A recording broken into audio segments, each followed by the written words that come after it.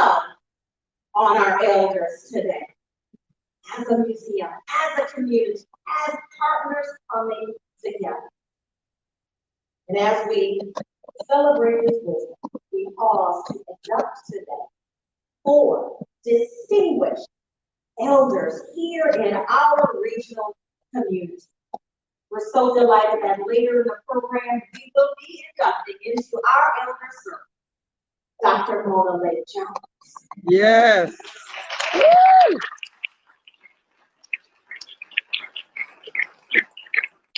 Nana Kabibi Monet. Yes. Mr. Paul Murphy. And Mr. Lyle Kabibi.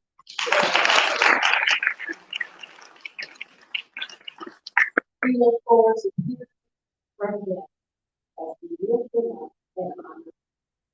To begin our program, we will hear from our partners today in this order. We'll hear from Brenda Charles Edwards of AARP, followed by Mary Mitchell, Director of Aging and Disability Services, followed by Charlotte Anson, Vice Chair of the Mayor's Council. Let's receive them.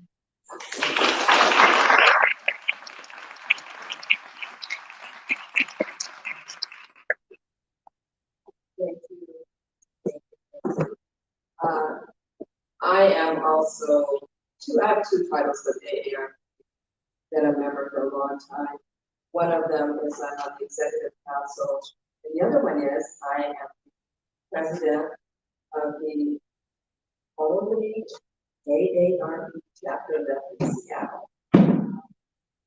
And we're proud of it, and the other chapters in Spokane.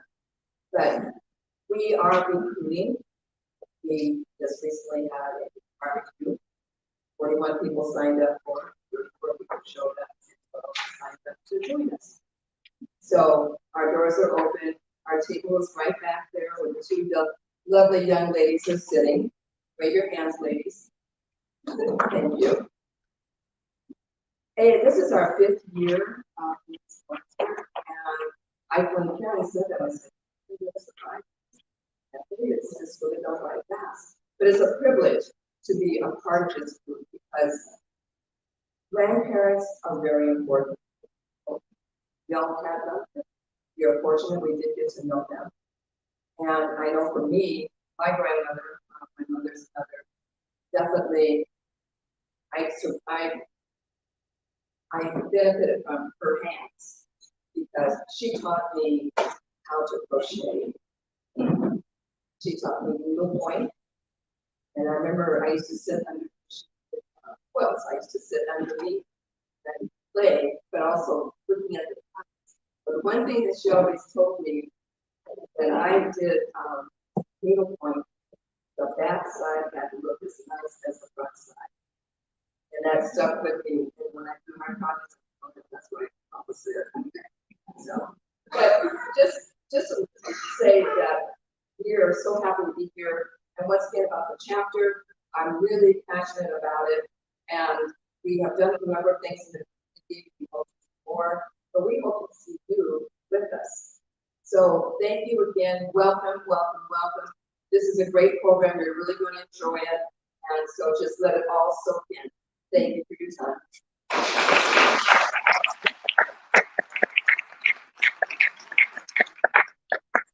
Good afternoon. Good afternoon. It's a wonderful to look out and see family and friends and community here together. So for the past 2 years, I've had the honor of welcoming participants to our grandparents' day celebration. But this year, so excited to have it back in person and to be able just to like move and be in fellowship with each other. So my name is Mary Mitchell, and I'm the Director of Aging and Disability Services, a division of the Seattle Human Services Department with the City of Seattle. We are the area agency on aging for Seattle and King County. So we serve older adults, people with disabilities, and also families. Our goal is to help people age in place, meaning staying at home and aging in the communities with the people and families that they love. And we do that by providing services that work to ensure that people of color do not experience disparity. In ABS, we have been very intentional about race and working to really elevate and ensure that our community that's always last is receiving the services that our elders deserve and have worked hard. So that has become a commitment of myself and our team, and it has led to wonderful results, building unity and community within our community, and helping people to understand why, right? And so we use data to show, you pick any industry and you will see that Black people are harmed the most, right? So we use the data to help get past the fears that people have about like leading with race, or specifically saying, no, we need to focus on Black people. Because we know if we focus on providing and improving services for Black people, it improves services for everyone across the board. Yes. So I am just so excited and honored to be here today. We also advocate locally down in Olympia and then in Washington, D.C. And we could not do it, of course, without the support of community members. And so the Mayor's Council on African American Elders is an awesome council. And we are also looking for additional people to join the council, right? To come together to advocate, to raise the voices and concerns of our community. Mayor Harold has committed to showing up and being a part of the work that the council is doing. And so today I also want to give a special shout out to Karen Winston, Karen stand up. So Karen has been a pillar, and without her, none of this would have happened. So appreciative to Karen and her steadfast work and commitment to our community.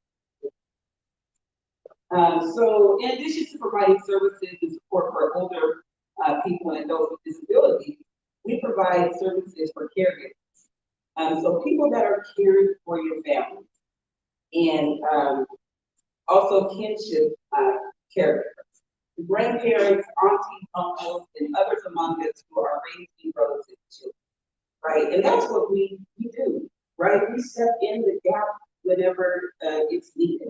And so you can call ABS to find out like what services that we have that can help you as you're supporting your family members or your friends with raising children or taking care of our own. So Community Living Connections is our one-stop shop. We have a table over here with resources as well. There's a phone number, 844-348-5464. But please stop by our table, get some information, talk to that's our read, and there's Andrea,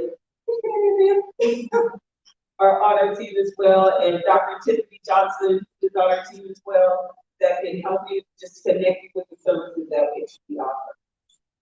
So speaking about grandparents, so my grandparents, Mary Hunter from Seattle, Washington, and ODB and El Zeta Low of Iredell, Oklahoma, they both played a key role in my upbringing. And even though they were separated by 2,188 miles, we would take those drives every summer to Iredell, Oklahoma. The values were the same, right?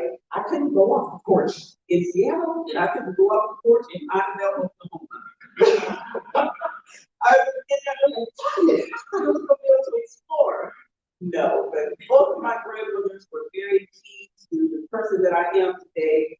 And so, you know, the grandma's hands that just really touched my heart. And I've also been able to become a grandmother. And you never think that you can love more than loving your own kids until you have your grandchildren. You lose your mind. My little lady, she was gonna be here today, but she had a little bit too much energy. She's turning 3 on the 29th, so we sent her away. She would have been bouncing all over the place. I look forward to trying to fill the shoes of both of my grandparents and just justice in helping to bring her up. And I'll leave you with a quote from Alex Keaton. Nobody can do for little children what grandparents do. Grandparents sprinkle stardust over the lives of little children. Thank you, and I look forward to the rest of the program.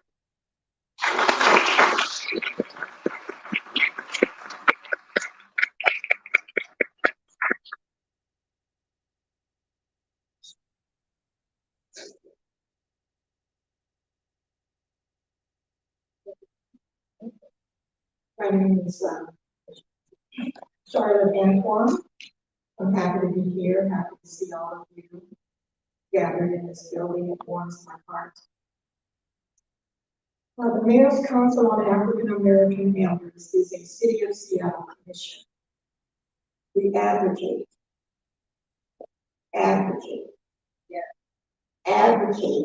for a better quality of life for our elders in Seattle and King County, including caregivers.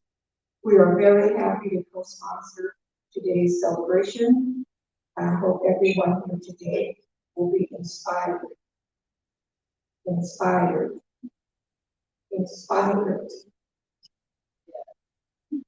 Think about our elders and what they go through.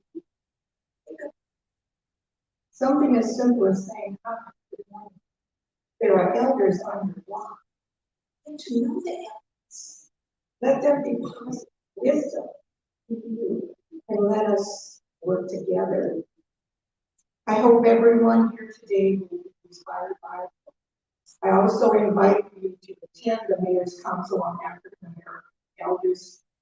Our meetings are the third Friday of every month online, 2 p.m. All are welcome. Being a part of the Mayor's Council is one of the best decisions I ever made.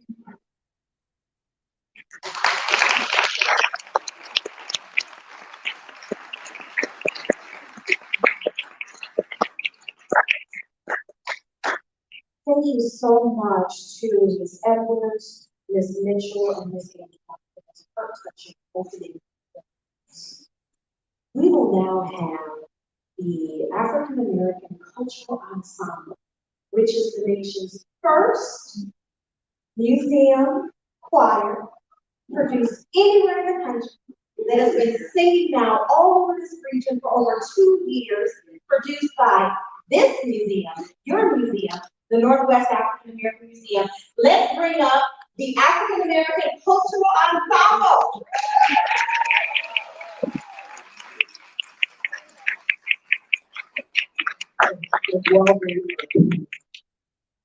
I'm Jason Turner. I am working with Ken Stevenson. Let's give it up for Ken Stevenson.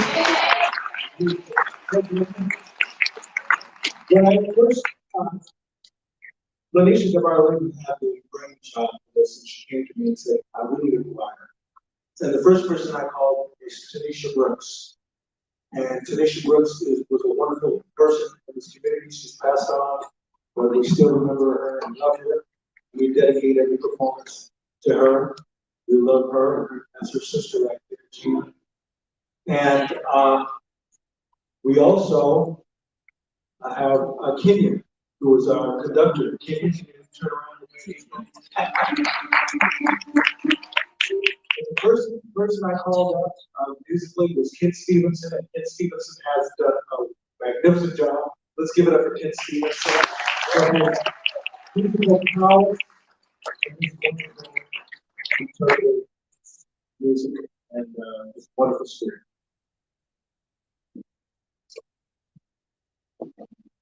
The ensemble will bring 2 songs for you.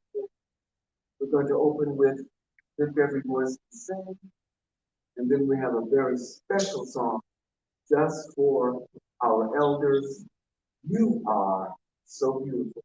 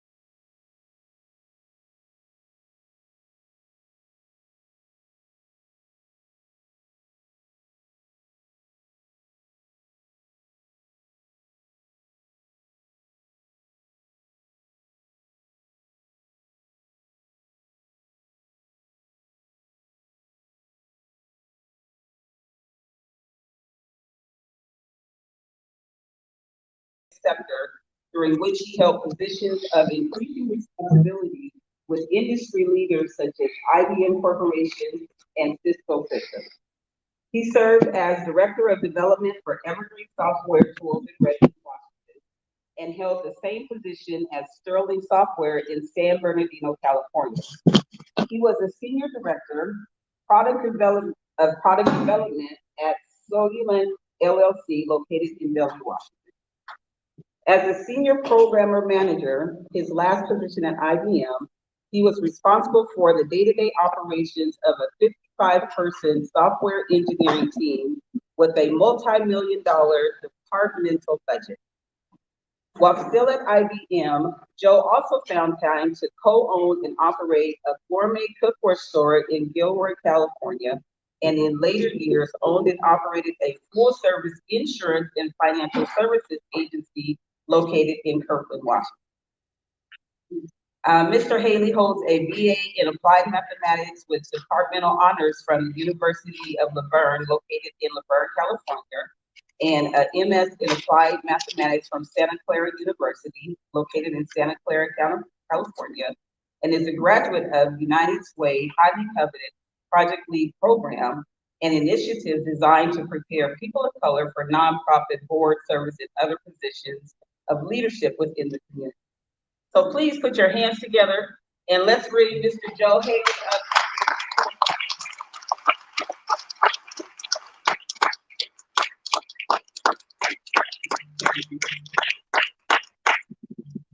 It's a real pleasure to be with you this afternoon on this special day. Yep. Sometimes because I'm tall, microphones can be a little short. But I'm honored to be here today to honor our grandparents on this special day, and especially honored to acknowledge our elders that are being inducted today. Thank you for being here. As Mary mentioned, my name is Joe Haley, but I'm also known as O-Daddy by a few very special people in my life, namely my 6 grandchildren. One of whom is here today. I'm not going to call him out just yet. I'm going to see if you can pick him out of the crowd. When Brandon was 3 years old, he started calling me Old Daddy, to distinguish me from his dad. But that quickly morphed into O Daddy in child's speak. And so that label stuck. And now to this day, all of my grandkids call me by that title. Next slide, please. So a disclaimer, I'm not here claiming to be an expert on grandparenting. But as I mentioned, I do have some granddad experience. Plus, serving on the Advisory Council for Aging and Disability Services has given me quite an insight into the challenges of aging in this region. But my hope is that by sharing a few moments of joy of my own, that it's going to rekindle for the grandparents here similar moments of joy from your past. I'll also share a few resources, some research, and other information I hope will be useful as we attempt to age gracefully. So next slide, please. So I'd like to begin by reading an original poem to help set the tone. In the tapestry of life, they stand, grandparents, a guiding hand, wisdom woven through ancestral lore, a legacy of strength forevermore. Your stories whisper rich and deep, through trials and triumphs, they still keep, guiding us with love unwavering. In their presence, we find solace unvarying. They walk through struggles, face the fight, with resilience and grace, they shine their light.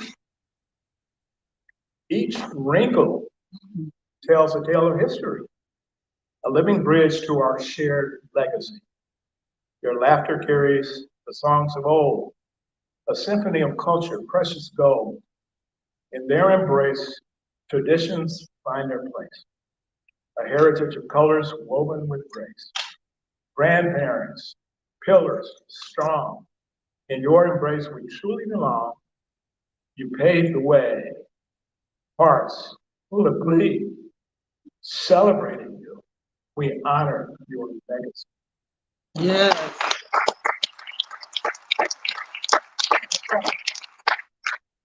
So, whenever I engage in conversations with fellow grandparents, we get around talking about the kids, major themes always seem to emerge. Watching your children become parents and witnessing your grandchildren grow and develop can be incredibly fulfilling. Grandparents often have more time to spend with their grandchildren than they did with their own kids.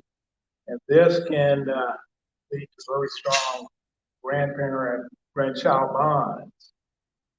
Passing down family traditions, stories, and life lessons create a sense of continuity and connection between generations. Grandparents often have the luxury of spoiling their grandchildren. Like we used to say, spoil them and send them home.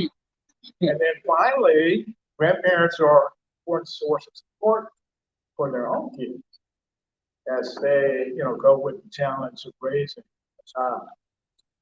So I do want to take a moment and acknowledge one of my children who's here, Marcus. Mark, stand briefly. And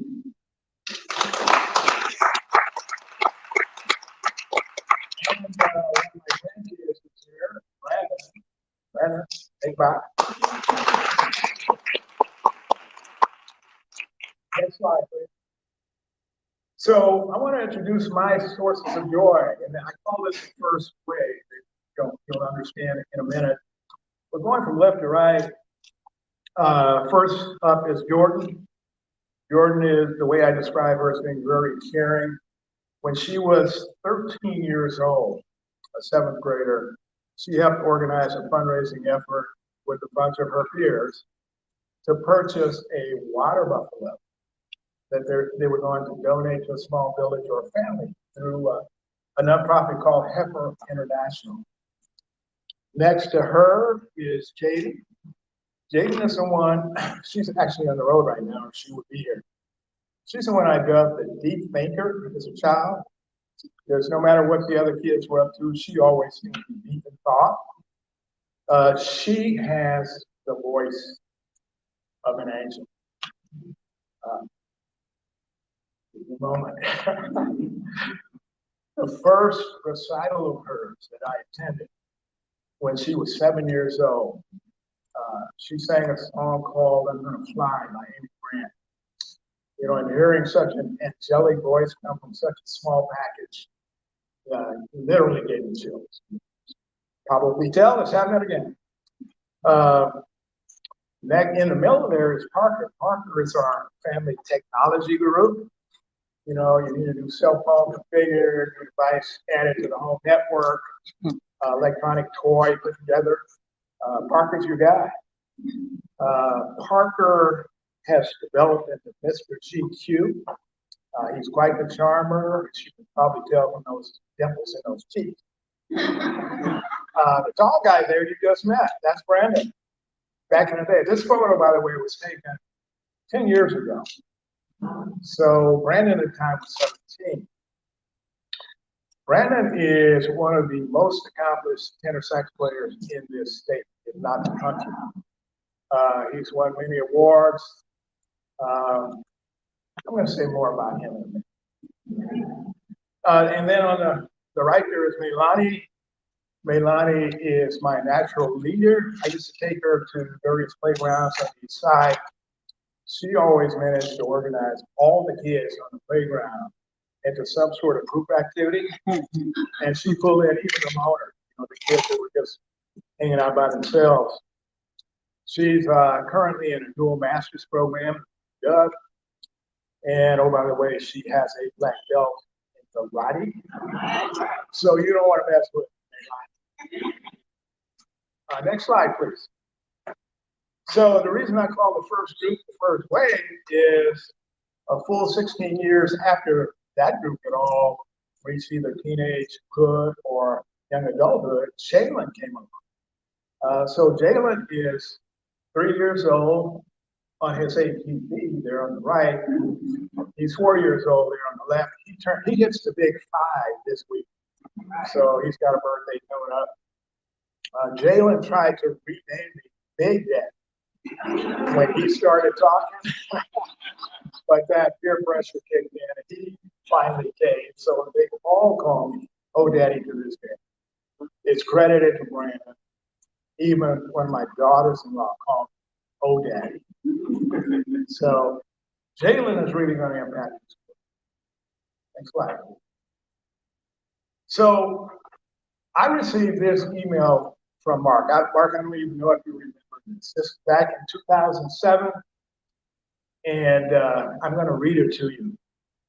It says, Brandon's story about you was the featured story this week in his weekly class newsletter. Brandon, I know you don't remember this. It was titled Oh Daddy by Brendan Haley. And it goes, one of my grandparents, who I call Oh Daddy, which I named that when I was younger, is someone I'm very close to. First, my old daddy is a very kind person who is knowledgeable and teaches me a lot about the Bible. I can ask him almost anything about the Bible and he'd tell me. He is also the one who bought me my first Bible. Second, my old daddy also has black hair.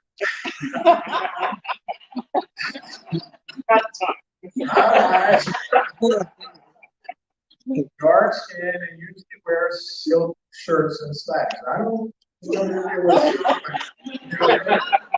from that child's perspective. Third, every 2 weeks I go to his house on Saturdays, spend the night and put shirts the next day. Those were great times. And he caps it by saying, my old daddy is a great person and I thank God. Now you can imagine how that made me feel when I got that email, and this is why I keep it in my nostalgia file. And every time I read it, I get that boost of joy all over again. Next slide, please. So the joy of grandparenting, of course, we know, is accompanied by a few challenges. And so I've listed a few here. Having a life of your own is a challenge. Those grandkids can suck up a lot of bandwidth. It's a great time, but it can stifle your opportunity to actually have a life, pursue interests, hobbies. So balancing that is a challenge. Whose rules? Your kids probably have different rules in their household than you have in yours. And so understanding that difference, being respectful of each other, and communicating so that you don't confuse the grandchild in this tug of war. Tough questions. Grandkids can ask tough questions. You want to be truthful with them in all cases, in an age-appropriate manner. You don't want to sell them myths. When I put this bullet down, I recall an experience I had with Honey when she was a tiny little thing, sitting on my knee, and we were debating about whether ghosts were real. Now, she had a very reasoned argument for why they were. I didn't try to influence her one way or the other. You want to lead them to be critical thinkers. And she actually, during that conversation, mentioned to me that her mom had asked her, well, have you ever seen a ghost walking down the sidewalk? She thought about it. So by asking, probing questions, you can lead them to evaluate the evidence and we can reach their own conclusions. The generation gap, of course, we're going to have different priorities, values than our kids have. And so being open about those differences and once again being respectful of each other so that the child doesn't get caught in the crossfire. As we age, of course, we slow down. I mean, it's inevitable, right? We fight it, but you've got to accept the reality of, you're gonna deal with some health issues. You're not gonna have the energy to keep up with their grandchild the way you could in your youth. And then if you're in a situation where you're raising yourself, not only are you looking at potentially financial strain, but also emotional strain as possible. So there are challenges associated with this lesson we've been given of random. Right. So the title of my talk was Aging with Grace, Embracing the Joys and Challenges of Grandparenthood. What is graceful aging? And so I want to put a definition out there. Going older while maintaining a positive, dignified, and graceful demeanor, but it does not mean avoiding difficulties associated with that process. Next slide. In 2003, there was a study published by Dan, who was a National Geographic Fellow, called The Blue Zones of Happiness. This research was a project to investigate regions around the world where people live well into their 90s, sometimes well past their 100s. But not only were they healthy, they were also happy. And so what this study found, well, to back up a sec, he and his team found 5 zones in the world that had these characteristics. Caria, Greece, Sardinia, Italy, Okinawa, Japan, Nicoya, Costa Rica, and Loma Linda, California, where I used to live, by the way. So there were some behaviors that were common across each of these zones. The other thing to point out before we move from this slide is these regions were on different continents. They involved different peoples, different cultures, but they had certain behaviors that were extant in every single one of these zones. Next slide, please. So the lessons that we can learn from that study are that in each one of these regions, people were constantly on the move. They're always busy with some type of physical activity, walking, physical labor, household chores. It's worth noting that they didn't get their exercise in a gym. This was natural movement. Having the right outlook on life, they had a reason to live, a purpose, and they had rituals for dealing with daily stresses of life, such as taking naps, meditating, praying, etc. Eating wisely. 95% of their diet was plant-based, non-processed foods. A little bit of meat, and believe it or not, a couple of glasses of wine with meals. And then connecting with others. Strong family and social network connections, and they all resided in faith-based communities. It's important to note here, though, that the environment they live in made the healthy choice the easy choice, which you can't necessarily say about a lot of our communities in this country. Next slide. So I had a few additional thoughts in addition to those Blue Zones lessons. I guess my first bullet is don't be victimized by aging, plan for it, make the necessary accommodations you need to make in advance of actually needing them, be it housing arrangements, transportation, sustenance, whatever. Don't let it catch you off guard, this aging process. Don't be victimized by the negative stereotypes in media. We are bombarded with negative images of the elderly. They impose limitations on them that aren't real, by the way. But if we internalize it, it can become self-fulfilling prophecies. And then lean into technology. I know a lot of us are intimidated by technology, but it's been my experience that most of these apps and devices are relatively easy to learn if you don't approach them with a sense of fear. And that's why your grandkids never read user, right? If in fact, you're not afraid of the failure, of not being able to master one of these devices, you'll find that there's a lot of use that we can take advantage of from this technology. Next slide, please. So how can technology help us? You may have noticed that the original poem that I read at the start of this presentation was credited to ChatGPT. I'm sure, I know a lot of you have heard of ChatGPT. So ChatGPT is a relatively new artificial intelligence tool. The only thing I told it was, give me a poem with these characteristics.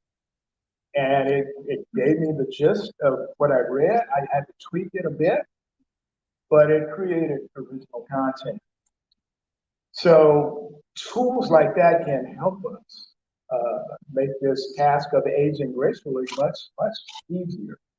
In addition to, creating original content, this tool can answer questions like this. How should I change my diet to support healthy aging? How can I continue to exercise? How can I manage stress as I get older? How can I prevent loneliness and social isolation? You just simply type into this particular tool that question. It'll come back with several answers for you. You pick and choose what works for you. The only other thing I'll mention about AI is that Bing Chat, a Microsoft's tool, will respond to spoken commands. So you don't even have to type. You just tell it what you want. And the more and more detail you give the tool, the more and more precise the response. So tools like this can help us age gracefully. Next. So we do have a few resources. Some of them have been mentioned here already, but I'll start with this one. We at the Advisory Council learned that social isolation really spiked amongst the senior community during the pandemic. And in a lot of cases, it was due to the fact that those seniors didn't have internet access. There were a lot of new telehealth offerings that hit the market that these seniors couldn't take advantage of. Now, there are a lot of different reasons why access may not be there, but if it happened to be an affordability issue, programs such as this, the Affordable Connectivity Program through the FCC, might be able to help. This is the contact information that I've listed. What this program offers is up to $30 a month for your internet service and up to $100 one time to purchase the necessary equipment. Next slide, please. Now, so Mary stole my thunder on this one. Community Living Connections is another resource. It's a network of advocates that ADS funds. And they have a slew of services. These advocates can connect you with the right kind of help when and where you need. Older adults, adults with disabilities, caregivers, family members, and professionals can take advantage of this resource. Services include individual consultation and help, accessing community resources such as state and federal benefits, family caregiver programs, Medicaid case management,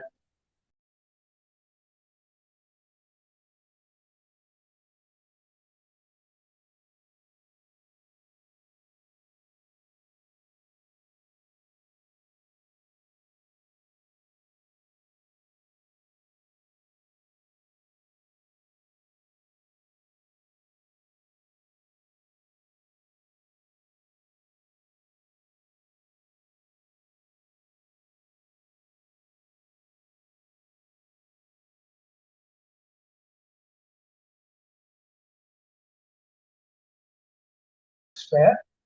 You know, we have an opportunity to advocate not only in places like Olympia and DC, but we talk to local legislators that are determining which bills are going to get passed and how the money is going to be spent to support communities like ours. The Mayor's Council on African American Elders, you've already heard about, and they have, you know, very meaningful volunteer opportunities as well. And then, of course, the Curry Museum also has a volunteer. Next slide, please. So, in conclusion, one last word for our grandparents today, and I'm going to read it for them. In the tapestry of life, we grandparents weave the threads of wisdom, love, and lifelong memories. As we honor the legacy of our past, let's embrace the future with open hearts, knowing that the bonds we nurture today will blossom into the timeless gifts of tomorrow. May our roles as grandparents continue to shape a world of boundless possibilities for generations to come. So please join me in a round of applause from the grandparents and elders.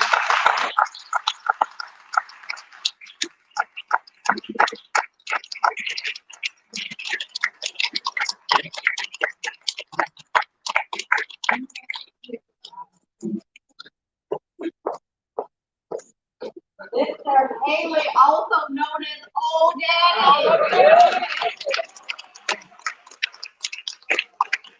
Thank you so much for that very personal, insightful, inspirational, and informative talk that you gave us. And thank you for bringing 3 generations of your family to the museum today.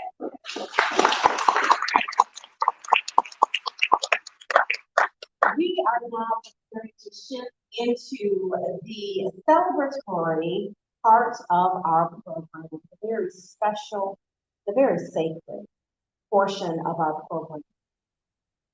In 2021, our museum created a circle called the African American Elder Circle, the first and only museum in the country to have this initiative, because it is so essential that we embrace and be forever connected with our elders. Yeah.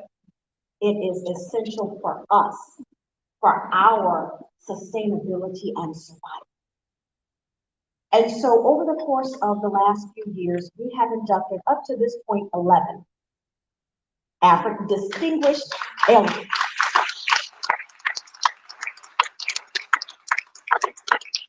We have a few of our prior inductees in the room, and we are going to acknowledge them at the end of the program after today's 4 honorees are inducted and become a part of this circle that provides love, support, and wisdom to our community through this museum. And so to prepare the ground for our induction ceremony, we have a poet who is going to speak words of life and love into the atmosphere. Our education coordinator, Jason Turner, will present and introduce our poet for the day.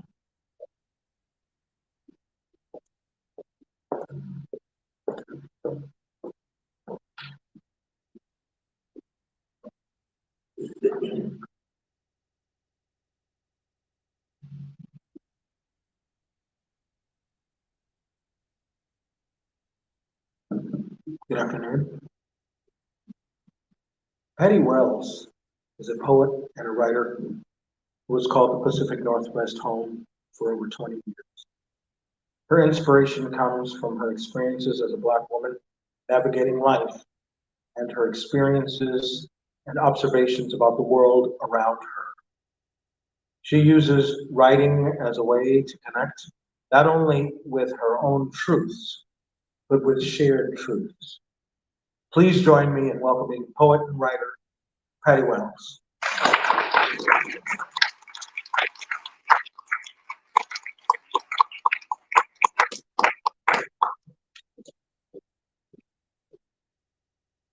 Good afternoon. Thank you so much, and thank you to Northwest African American Museum for inviting me to read today. It is such an honor to be here amongst generations of trailblazers as we pay respects to the elders being inducted today. I don't know about y'all, but I have a somewhat complex relationship with the elders in my family. I love, honor, and respect them, but I did not get a chance growing up to get to know them as much as I would have liked. And I realize now that is because they were so busy fighting for my future. As a journalist for the South Seattle Emerald, I recently wrote a piece called The Voices Within about my experience visiting the graveyard where my enslaved ancestors are buried. My family, who after emancipation in Tennessee, settled in an all-Black town in Oklahoma. Now, we know the history of what happened at Black Wall Street, what happened in Black communities all over this country as we were building ourselves up. But what I would like to speak about today is how I never knew where these ancestors were buried before I searched for them. I don't know if my mom knew when she was alive or had ever visited their graves. There's a lot of our past that we have lost, but what I want to remind you is that it is here. They are here. The ones who came before us, the trailblazers, the ancestors. They are in the earth and in the air and in our hearts. They are sitting before us and standing behind us. They are us.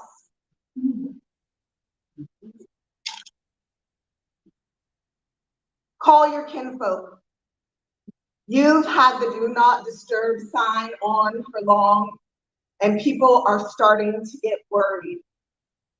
You're worried too.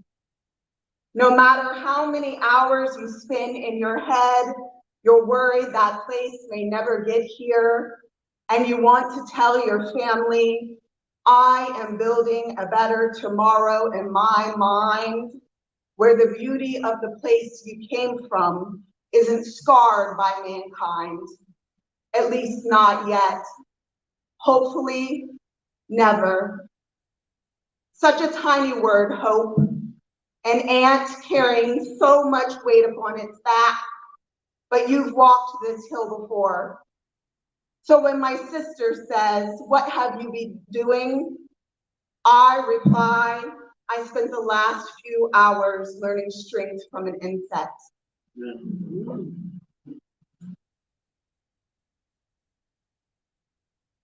The wisdomed ones. Back in the day, I say to my nieces and nephews, though it is strange to hear those words pour forth from my mouth, as if somehow, in the blink of an eye, I have become a wisdom one. I am going gray the same way as my mother, a silver halo that speaks to the things I've seen, says, I am becoming an ancestor too. And when I look at you, the ones who came before me, I marvel at just how far we've made it. Who knew, after all that we have been through, we'd stand before you as warriors and riders whose voices have shaped the very world that has yet to acknowledge our worth.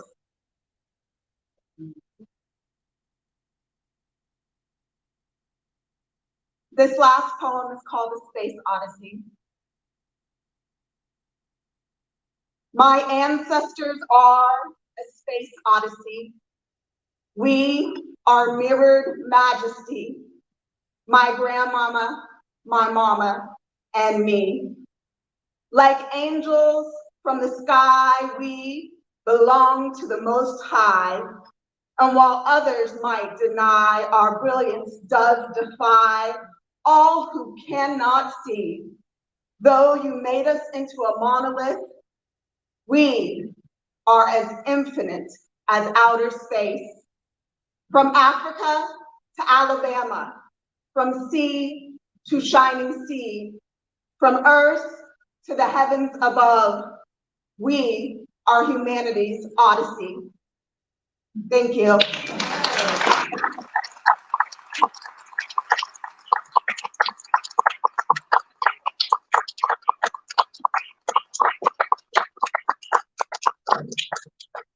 Thank you, Pastor Lisa Well, also known as Patty. Let's give her another round.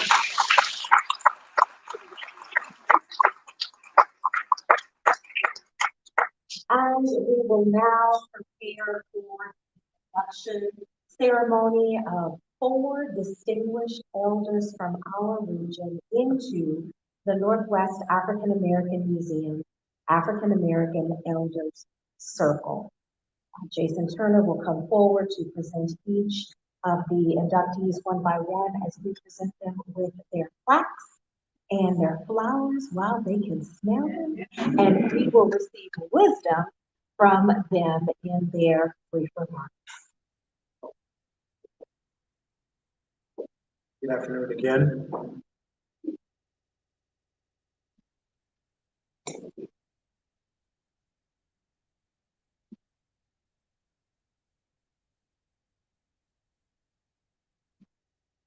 Mona Lake Jones, known to many as Brad. Yep. Sir, come forward. Yes. Dr. Mona Lake Jones, known to many as Grand, served as poet laureate for the city of Seattle and Washington State's Martin Luther King County. She is a writer, orator, educator, and model of an African American woman still unfolding.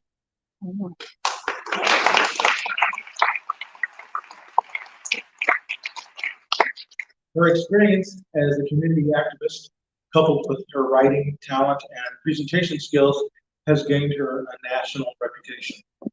She has traveled extensively throughout the country, speaking to educational institutions, civic groups, conventions, and celebrations about issues of culture and diversity. She is a motivated speaker using her poetry to inspire audiences. Jones' writing is described as insightful, entertaining, and purposeful. She continues to receive standing ovations when she shares her writing with both adults and children.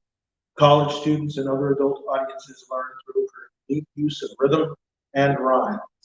I got chills down my spine and goosebumps on my arms from the wonderful images and memories her words brought up, said one of her fans.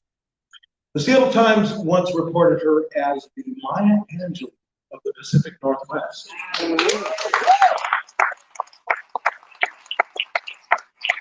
Mona's ability to capture audiences by singing and speaking her stories and poetry make her an exciting talent. Her published books, The Color of Culture, The Color of Culture 2, and The Color of Culture 3, feature a rich portrayal of life experiences and perspectives. These meaningful collections of original pieces reflect the combined personal and professional exposure of the author. They are a balanced mix of compassion, humor, and inspiration about living African American. The poems have been featured in Essence magazine, painted by artist Paul Goodnight, Habibi Owens and Grace Shepard, danced by New York Ballet Company, interpreted and discussed in classrooms and performed programs and pageants by many. The book, Unleashing the Power of a Sister, speaks directly to women, encouraging them to thrive. Her most recent book, Nectar from Grand, is a collection of written thoughts for you to ponder. Upon the CD, Poetry Dancing on Music, the Sounds of Culture, her spoken words are accompanied by the melodic sounds of jazz, rhythm, and blues. Mona Lake Jones. Doctor.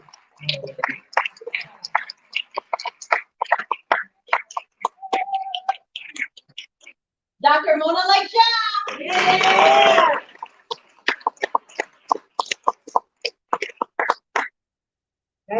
An old man said, before you go, can I tell you some history I think you should know? The boy said, I'm in a hurry. There's a game I want to play. Maybe tomorrow I'll give you what you said. A grandmother said, come sit, my dear. I have something I think you should hear. The girl over her shoulder stopped to chime. Maybe tomorrow I'll have the time. And so it went, the years passed on. Before you knew it, the old man was gone. And the grandmother soon went away too, and took with her all the wisdom that she knew. And when the boy and girl were older and grown, they wished for those stories. I titled it Vanished, and I give you that piece in order to continue our honoring of the Northwest African American Museum, because they are standing in the gap, telling the stories and giving us viability and giving us a space to celebrate ourselves and our culture. I am so glad to be here today and to be honored as an elder. Just last week, I had my 59th wedding anniversary.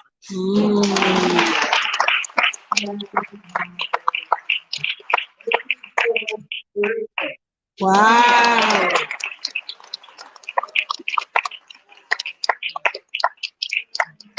I'm so grateful on this Grandparents' Day to have the joy of my children and their children and to be their grandmother. They call me Grand Honey. And I take that from my paternal grandmother, who was so sweet that you didn't even have to call her name. You knew it every time you said Grand Honey. And when she would cook all day, so we were so full and we had to save some until the next day, you'd say, that was so good, Grand Honey. And when she would sing her gospel song on the way home from church on Sunday, amazing grace. It's a sad grace. She look at you and say, everything's going to be all right. She put you to bed at night and say, I love you.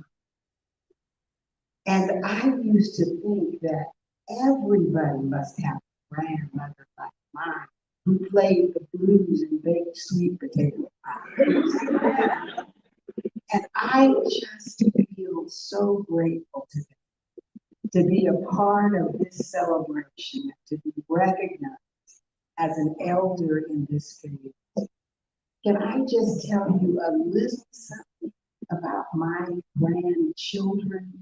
I have three, and one is a 21-year-old junior at the University of Virginia, an athlete who has just been welcomed into the McGregor School of Commerce. I have another who, thank you. My son Britt is here and his wife, my daughter Janine. And they have a daughter, my granddaughter Mia, who is a 20-year-old junior at Loyola Marymount, an academician at Fine Arts School.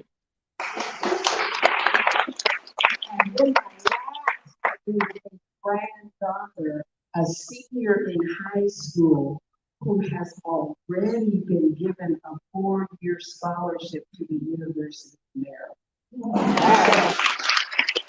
I'm feeling very blessed that folks have been making wise decisions. And so this grandparenting thing for us is so joyful.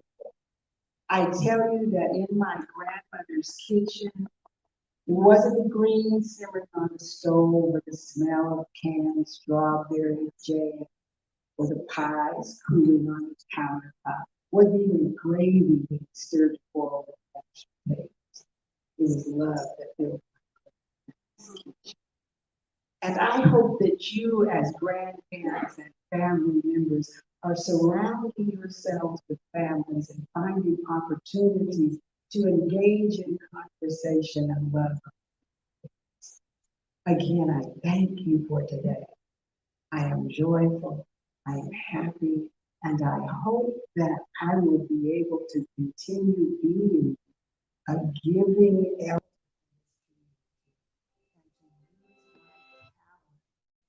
to celebrate us and tell our stories. Thank you.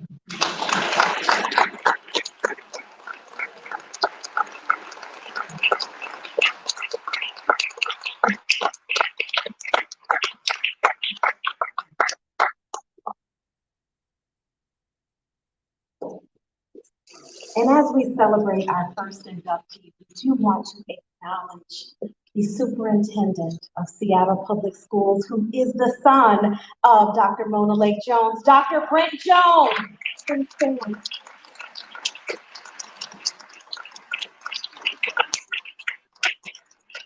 Thank you for just applying the leadership lessons that you learned from your mother.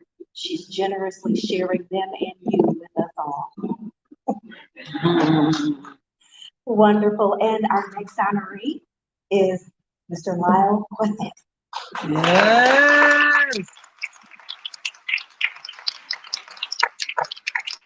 Born in 1943 in Chicago to a family with a long history of labor and community activism. Lyle Putman, his grandfather was a Pullman porter and one of the first African-American labor unions, while his mother, Ophelia, was a longtime community and labor organizer. Lyle Putman was involved in civil rights activism as a student at the University of Illinois and Champaign-Urbana, and as a community organizer in the west side of Chicago and his home neighborhood. After leaving the university, Lyle lost his student draft deferment and was drafted into the Army. Ignoring his draft notice, he only realized he was AWOL from the Army when 2 recruiters showed up at his house one evening. Within 6 days, he joined and found himself sent to McChord Air Force Base outside of Tacoma. Always against the war, Lyle challenged his commanding officers for greater democracy in the service, who sent him on a long tour of Vietnam as a punishment. In Da Nang, Lyle served as an Air Force medic, where he worked with military nurses and doctors and set up a free medical clinic in downtown Da Nang, off limits to American service people for Vietnamese civilians, Vietnamese soldiers, and Americans. His experiences as a medic in Vietnam solidified his commitment to ending the war, and upon his return, Lyle began working at the Shelter Half, the GI Coffee House in Tacoma, as well as anti-war and progressive organizations around the Northwest. After being discharged from the Air Force, Lyle began working in health services and social service policies for the state, federal, and county governments, with the hope of bringing about more attention to disparities caused by race, class, and gender. Lyle Quassett. Yeah.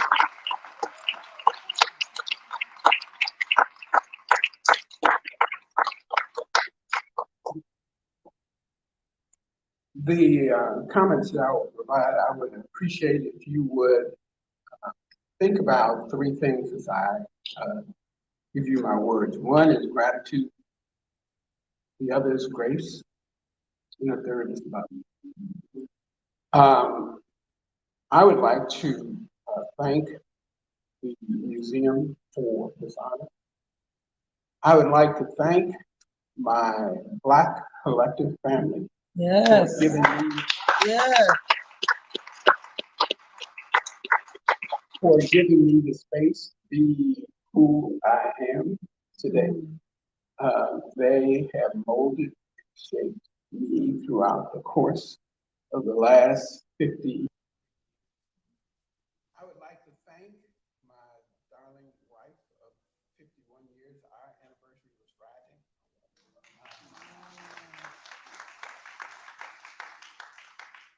And I want to acknowledge my great-great-grandmother was born into enslavement, and I got to know her as I grew up in Chicago. She passed away when I was 6 years old. My great-grandmother, Clara, and my grandfather, Orville, came up from Arkansas to Chicago. It was a interesting process. On my father's side, my grandmother was a Choctaw Indian, and my grandfather was a minister on the reservation. My father was born on the reservation in Lawton, Oklahoma, as a Choctaw Indian. These are the things, and these are the people that I think about when we talk about our elders. And of course, my mother.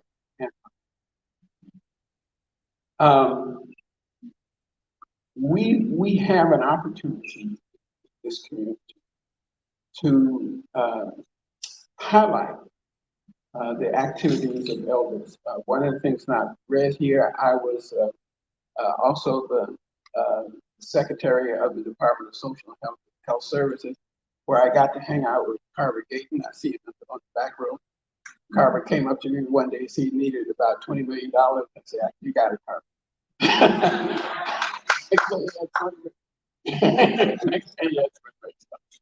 And I work with Aging and Adult Services. So as the Secretary of the Department of Social and Health Services, Aging and Adult Services is part of that whole administration. And we did, I believe, an outstanding job in the state of Washington. We were ranked #2 and #3, and for a while, #1 in the country for people aging in our community.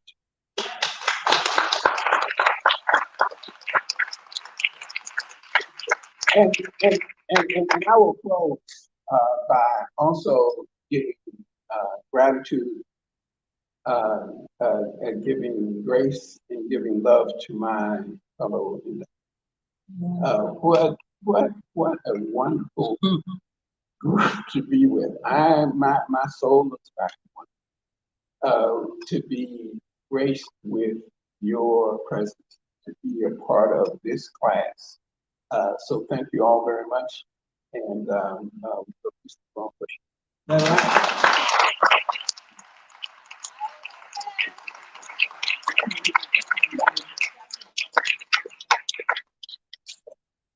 As we celebrate our second honoree, Mr. Lyle Pustin, who has been leading the Tacoma Pierce County Black Collective for 53 years, every Saturday morning, without fail. He's organizing community. He's empowering community. He's activating community for 53 years, every Saturday morning at 9 a.m. Yes. He's leading with love. So if there are any folks in the audience who have attended the Black Collective meeting, please stand. Let us celebrate you.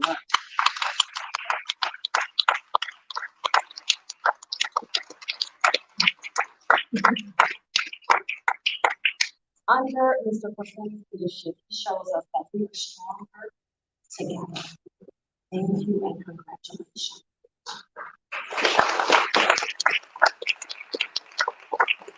And our next honoree is Nana Kabibi Monet.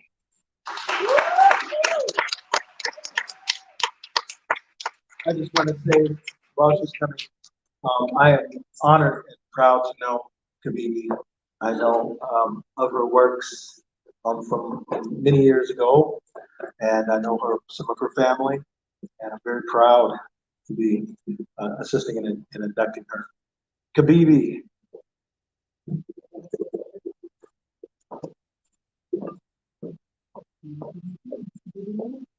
Kabibi Monet?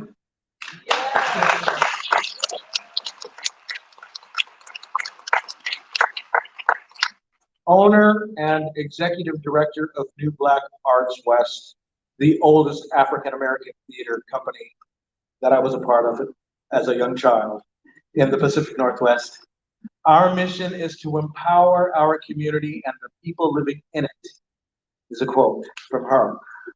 She was a resident storyteller for the Woodland Park Zoo's African Village and has a long history of directing and performing in Seattle.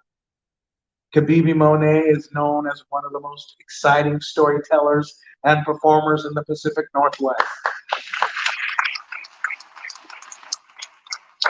Her combination of music and drama combined with dance and African folk tales create a unique storytelling performance. Kibibi is a Nana for the Cape Coast people in Ghana, West Africa, and has for several years been in partnership with the National Theatre of Ghana and the primary school in Tema, Ghana.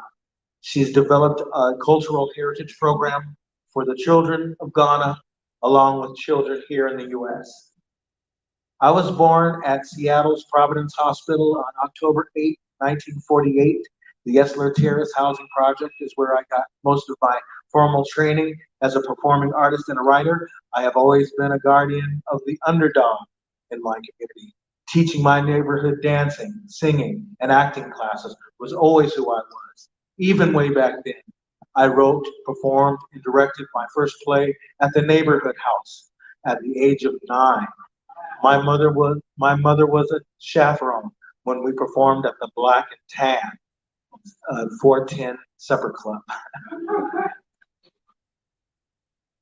Ernestine's Place, Mardi Gras Tavern on Madison Street, and all the other adult clubs that we were too young to perform in during the early 60s, or during the 60s and early 70s.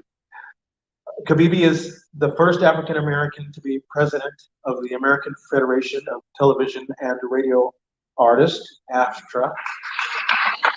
Yes. She's an accomplished writer, actor, singer, and director, a graduate of the Evergreen State College in Olympia with a BA in communications. She also holds a master's degree from the Seattle University of the Executive Director's Master's Program and a diploma of cinematography from the New York Film Academy. Her film movie credits include Past Midnight, 1991, and Boy Culture. In 2022, Monet was honored by the Seattle Office of Arts and Culture at the 50th anniversary of Langston Hughes Performance Arts Institute, celebrating community members and artists that have sustained LHPAI over the past 50 years. Organized in collaboration with Langston Hughes and the Central District Forum for the Arts and Ideas, the program honored Monet as a key member of the LHPAI community who has contributed to its longevity and instrumental in shaping its future. Give it up for Kibibi Monet.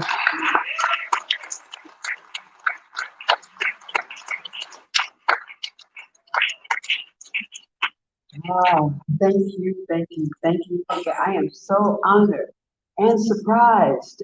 I mean, I knew that I was coming here today, and I saw where, I was going to be kind of asked to come up, but I didn't know that I was being inducted until I sat with this royal, in my opinion, gathering of our mentors, my mentors anyway. Wow, I'm just so honored to be here, so honored that you recognize me for loving you, because that's my job.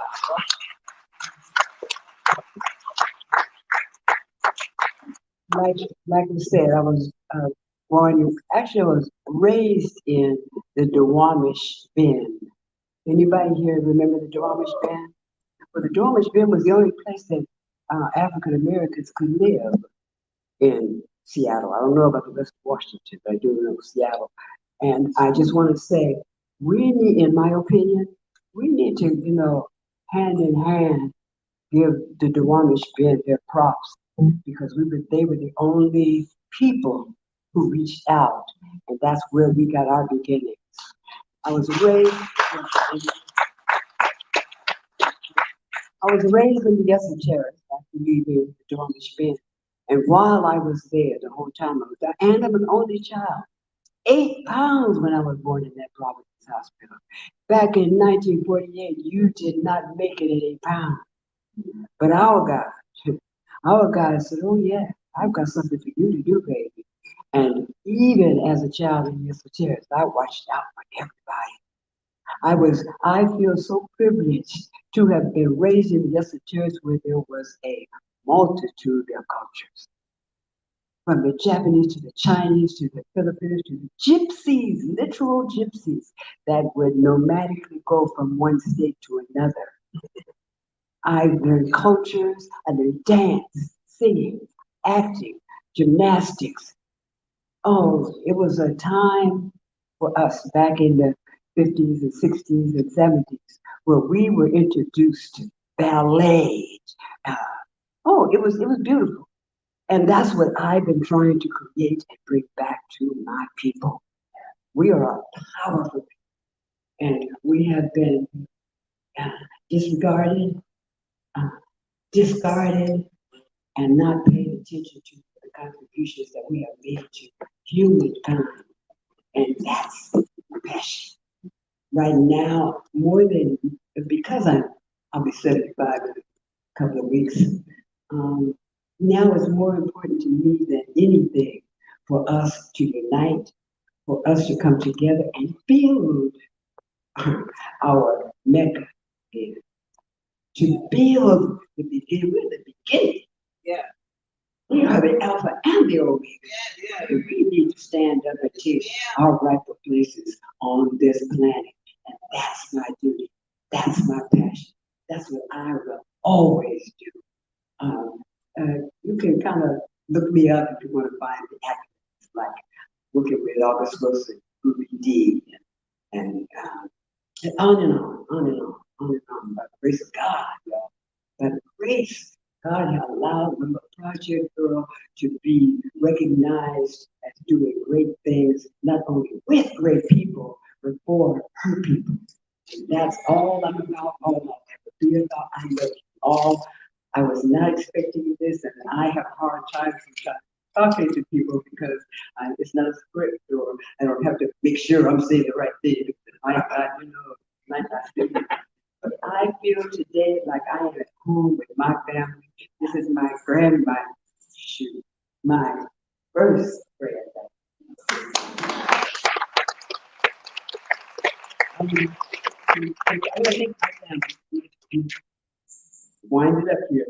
I want to thank my family for supporting me, behind me, giving me the motivation to give, keep giving, and love. I love my baby so much, and I love your baby so much. I love them with all my heart, y'all. I tell the children when I work with them today, I say, I'm just an older you. I know what you do. I know what you've been, what you're going to be doing, and I'm going to help you get through this hard time. I made sure that during the New Black Arts West Theater, that our babies know where we came from. We give free, y'all, academic classes to students to learn African and African American history, because that's what we didn't get. They kept we were our duty to make sure our babies are proud and know from whence they came, and know these y'all teach them God. I had a relationship with God. I was an only child, and my best friend was God. My best friend now is God. Yeah, I made mistakes, and I did things, and I made our God, pretty disappointed in me, some of the choices I made. But God said, baby, I got something to do. I want to make sure that you are going to be able to touch each and every person that needs a healing, that needs to, as I said, develop a relationship with our God, y'all. Don't get hung up in what someone might say, an interpretation of what God is telling you. Listen to God yourself. Let God be your guide. And that's what has had me doing what I do for my people all my life. I have never charged a dime for classes that Black Arts West, Black Arts West. have never, not a dime, I'm talking about to the for classes and to teach our children how to be keynote speakers, is what I'm trying to say. Please, y'all, we gotta lift up our children and give them the knowledge they need because they don't know. They don't know like we didn't know, but we can change that. Thank you again with all my heart.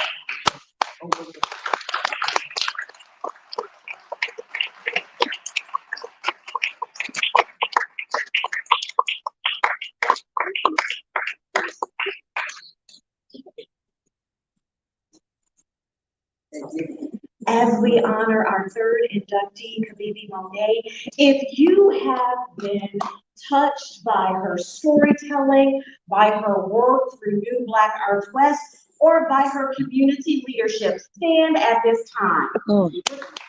Celebrate Kavili Monet. Congratulations, Madam Kavili.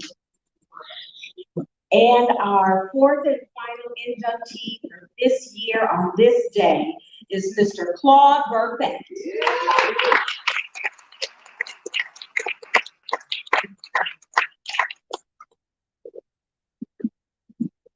Claude Burbeck, everyone.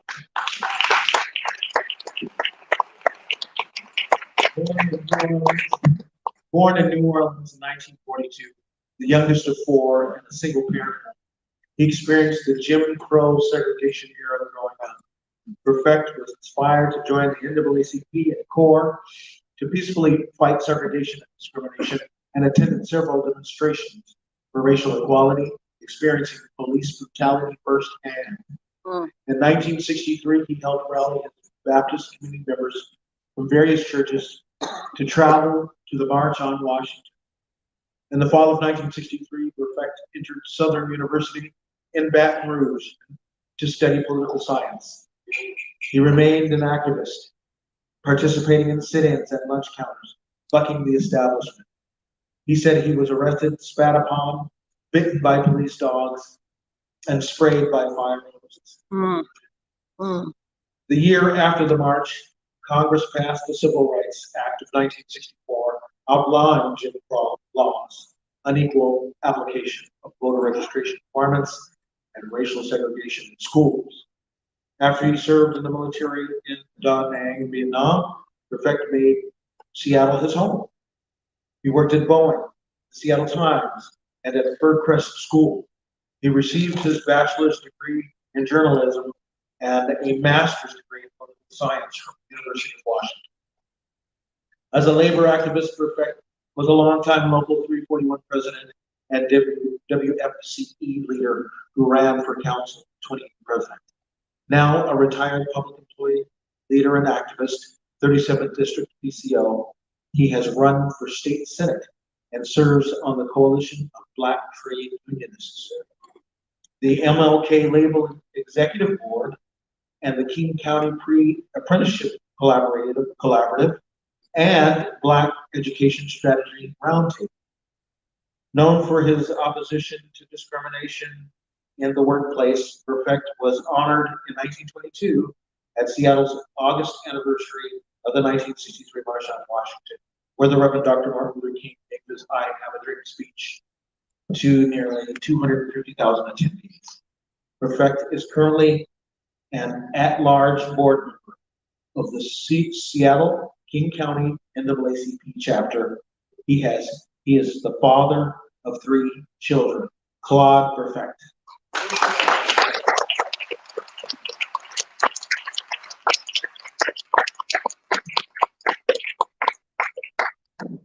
I really want to thank NAM, Northwest African American Museum for honoring the 4 of us. It is definitely an honor for me to be standing here to kind of tell my story. I know I have my son Damon back here, but I have 3 sons. One live in Milwaukee, Wisconsin, one live in New Jersey. And Damon, the only one here. I've had 2 grandchildren one passed away at age 14. She was 14 years of age. And I have a grandson that lives in Wisconsin. Back in 1955, it was August 28, 1955, I was 13 years of age. One of the most horrific deaths that ever occurred in this country was my motivation. That was the death of Emmett Till. When the news came out, what had transpired and what happened to that young man, he was 15, I was 13. That kind of gave me some motivation to pursue activism. I grew up Jim Crow era, segregation. To me, I used to hear my folks talk about that old Jim Crow. Oh, at that time, I thought Jim Crow was a man. Jim Crow was a system that we lived under. All right.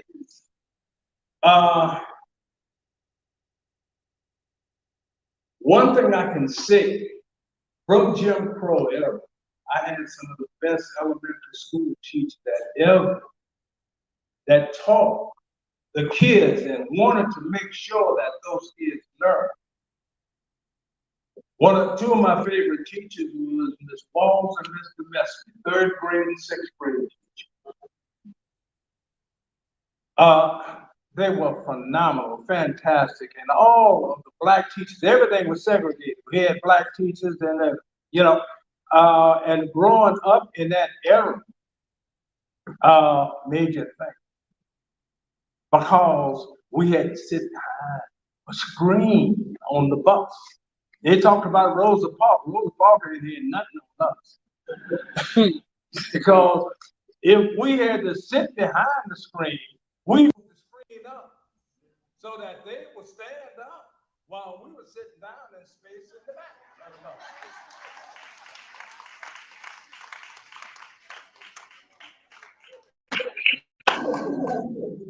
1957, I recall my uncle, Percy Murphy Griffin, Attorney Earl Almadie, got me and my sister to go out in the community to teach our elders how to take a literacy test in order to exercise their franchise rights. We had to take a test in order to be able to vote. And they're trying to take that away from us also. In 1958, I met Roy Wilkins at Dillard University. He inspired me. He was president of the NAACP. And he inspired me so that I became a member back then of the NAACP. And in 1959, I joined CORE, Congress of Racial Equality. Their CORE was an organization that we rallied, we did sit-ins, we did everything that we could do. If our parents could go to Woolworth and McCrory's to purchase items, but couldn't sit at the counter, we made sure that we went at Woolworth, the McCrory's, we sat down, police came. I know for as a fact, I was hit on the left side of my head by the police with a billet and fractured the left side of my skull. I was thrown in jail, I don't know how many times for demonstrating, but we did that because we felt that this was an unjust system and we wanted to change it, make the necessary change. I know in 1963, but a little story I want to say is I met John Lewis, but him and we were about 2 years of difference in age, when I was a member of Student Nonviolent Coordinating Committee. But he wasn't anybody, he was just like me. But he became one of the most popular, one of the most famous congressional leaders this country has ever known. So I want to say, I've been fighting since 1957. I've been until today. And let me tell you this, the fight ain't over. I guess I will fight until I die.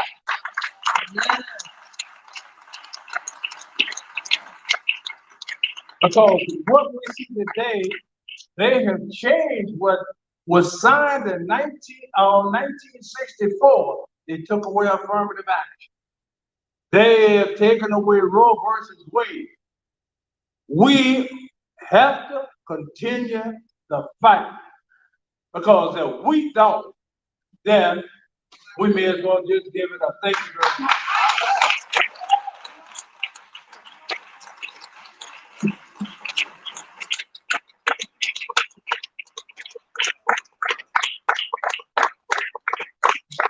We are truly among living legends today. Yes.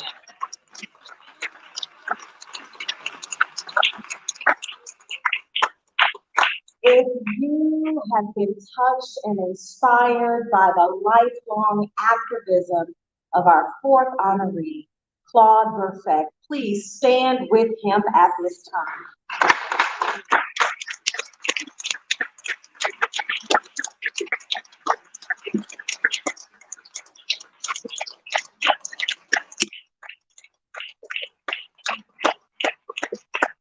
Jason is going to assist our honorees to come forward. We would like to take a collective photo with you all, with your awards at this time, as we prepare for our closing remarks. And your awards are honorees.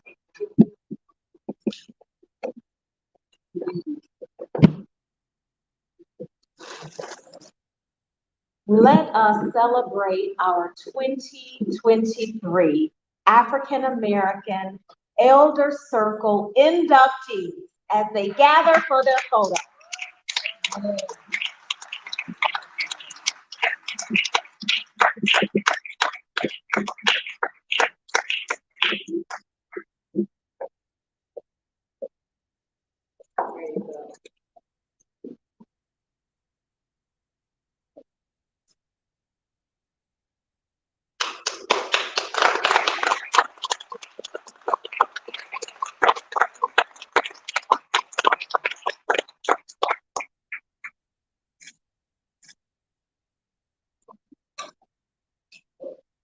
Again, let us give them a hand of love, a hand of appreciation, a hand of honor, a hand of gratitude, a hand of thank you, thank you, thank you, thank you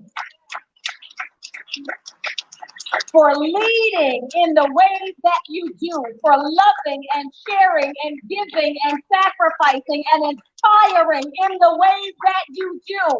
This community is better because of you and because of what you do and how you do it.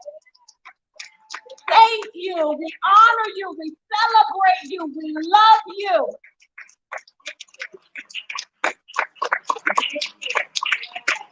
As we celebrate them, they will take their seats because we are now going to call the full circle together, the full African American Elder Circle. But as we celebrate them and as we induct them, we see them present in front of us.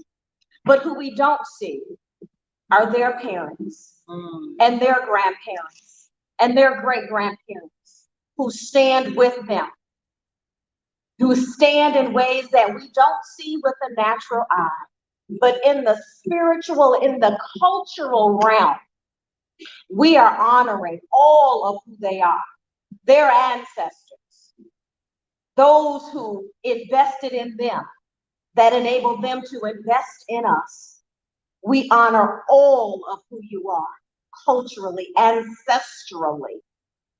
And we thank you for the sacrifice of leadership that you have given this community for all of the years and through all of the personal sacrifices that you made to stand for and with community. We thank you. Welcome to the Elders Circle. Yes. I'm going to ask the slide to come up now that has all of our previous inductees.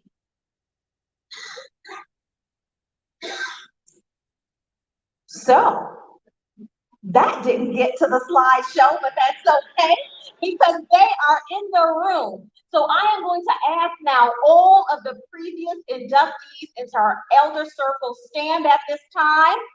We are celebrating Emil Petrie, Esther Mumford, Dr. Carver Gayton.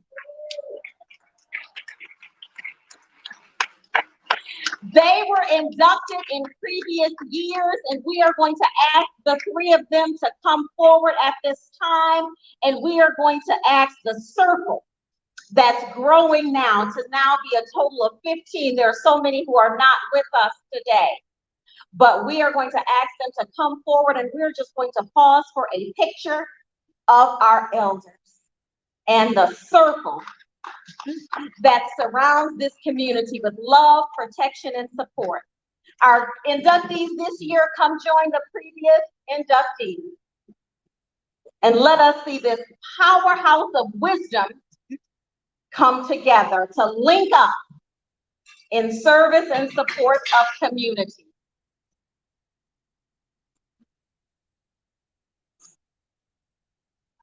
So again, we have Dr. Carver Gayton, Mrs. Esther Mumford, Mr. Emil Petrie, Ms. Kabibi Monet, Dr. Mona Lake Jones, Mr. Lyle Quintin, Mr. Claude Burke-Beck, our elders.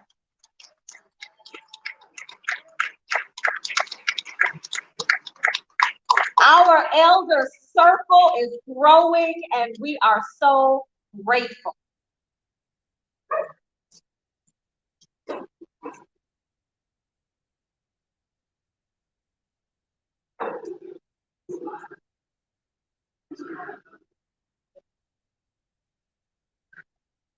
If you all can slide down toward Jason a little bit.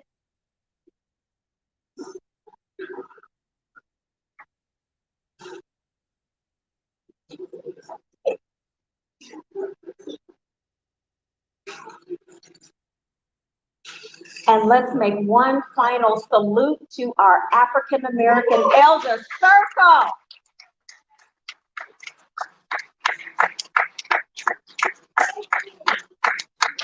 Thank you, elders. You may be seated. We thank you all for joining us today. We now will move into our period of reception and fellowship, mix and mingling. There are boxed meals prepared for each of you. In the back of the room, there are free books as a part of NAM's African American Knowledge is Power book program. We want you all to stop by the tables of our partners, AARP, Mayor's Council for African American Elders, and Aging and Disability Services.